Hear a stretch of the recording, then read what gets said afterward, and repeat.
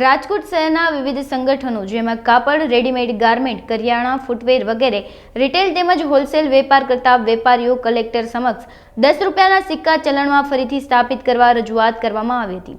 છેલ્લા ઘણા વર્ષોથી ₹10નો સિક્કો અધિકૃત ચલણ હોવા છતાં જિલ્લામાં કોઈ શહેરમાં સ્વીકારવામાં આવતો નથી।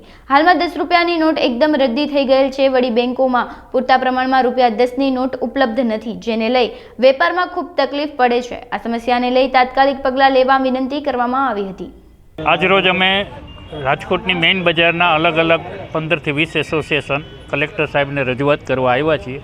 બજારમાં 10ના સિક્કા કોઈ ગ્રાહક સ્વીકારતા નથી અને 10ની નોટ અવેલેબલ નથી। નવી જૂની એક પણ નોટ મળતી નથી, તો વેપાર કેવી રીતે કરવો?